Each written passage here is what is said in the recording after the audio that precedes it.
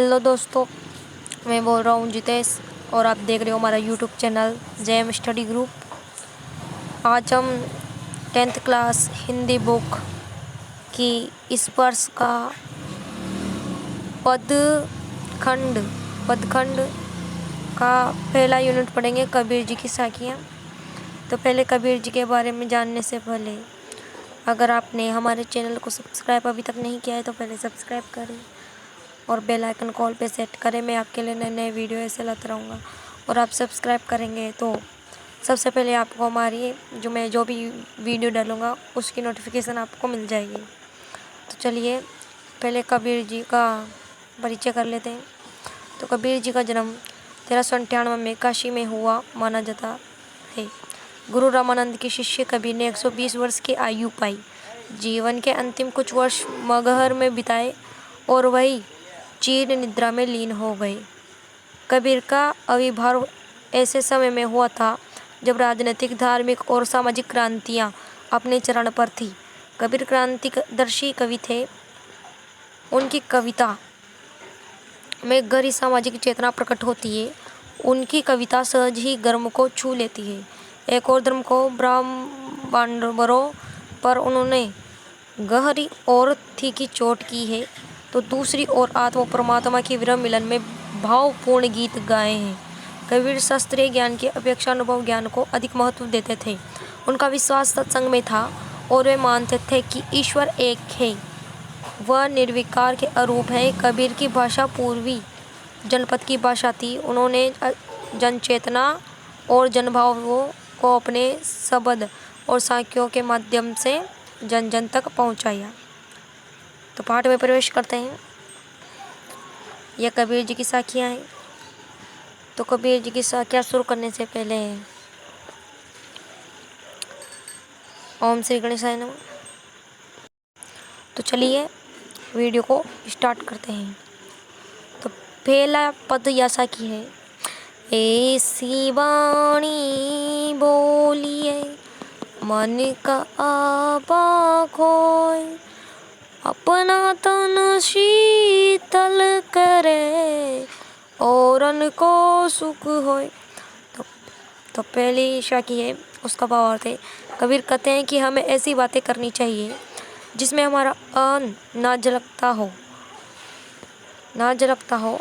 इससे हमारा मन शांत रहेगा तथा सुख शांति की प्राप्ति होगी। दूसरा श्लोक है, कस्तूरी कुंडली बसे मृगुडूडे वन माही, ऐसी घटी घटी रोम है दुनिया देखे नाही। भाव अर्थ है, यह कबीर ईश्वर की महत्ता को स्पष्ट करते हुए कहा है कि कस्तूरी हिरण की नाभि में होती है, लेकिन इससे अनजान हिरण उसके सुगंध के कारण उसे पूरे जंगल में ढूंढता फिरता है। ठीक उसी प्रकार ईश्वर भी प्रत्येक मनुष्य के हृदय में निवास करते हैं। मनुष्य इसे वहाँ नहीं, परंतु मनुष्य उसे वहाँ नहीं देख पाता। वह ईश्वर को मंदिर, मस्जिद और तीर्थ स्थानों में ढूंढता रहता है।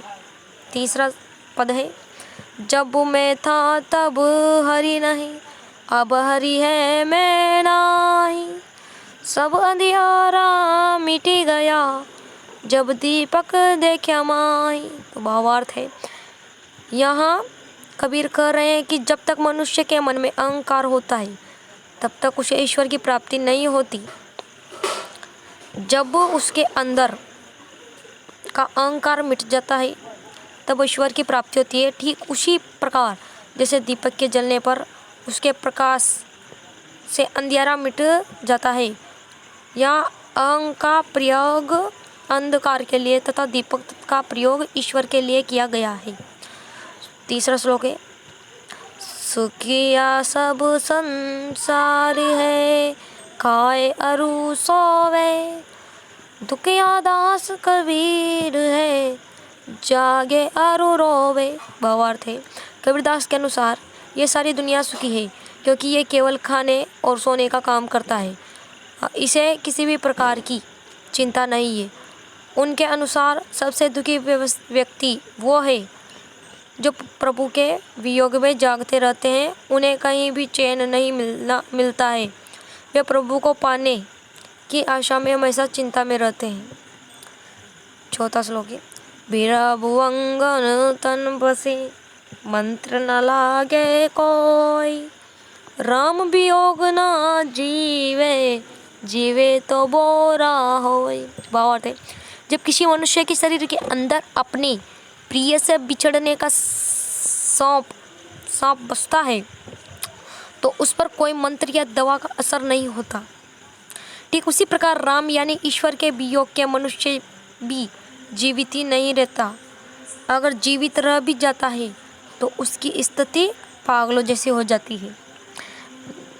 पांचवा है, निंदक ने डारा किए आंगणी कुटी बेधाई, बिन सावण पानी बिना निर्मल करे सुबाई। भावार्थ है, संत कबीर कहते हैं कि निंदा करने वाले व्यक्ति को सदा अपने पास रखना चाहिए। हो सके तो उसके लिए अपने पास रखने का प्रबंध करना चाहिए ताकि हमें उसके द्वारा अपनी त्रुटियों को सुन सकें और उसे दूर कर सकें। इससे हमारा स्वभाव साबुन और पानी की मदद के बिना निर्मल हो जाएगा। छठा है, पोथी पढ़ी पढ़ी जगमुआ पंडित भयान कोय, एक अशिर पिव का पढ़े सुपंडित होय। भावार्थ है, कबीर कहते हैं कि इस संसार में मोटी मोटी पुस्तकें पढ़ पढ़ कर कोई मनुष्य मर गए परंतु कोई भी पंडित ना बन पाया। यदि किसी मनुष्य ने ईश्वर भक्ति का एक अक्षर भी पढ़ लिया होता तो वह पंडित बन जाता। यानी ईश्वर ही एकमात्र सत्य है, इसे जानने वाला ही वास्तविक ज्ञानी है। सातवां है, हम घर जाल्या आपना लिया मुराड़ा हाथी, अब घर जाला तास का जे चले हमारे साथी। भावार्थ है, कबीर कहते हैं कि उन्होंने अपने हाथों से अपना घर जला लिया है, यानी उन्होंने मोह माया रूपी घर को जलाकर ज्ञान प्राप्त कर लिया है। अब उनके हाथों में जलती हुई मशाल है यानी ज्ञान है।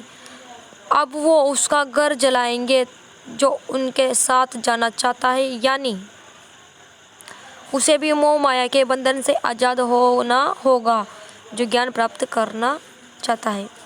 कवि परिचय देख लेते हैं। कवि परिचय, इनका जन्म 1398 में काशी में हुआ।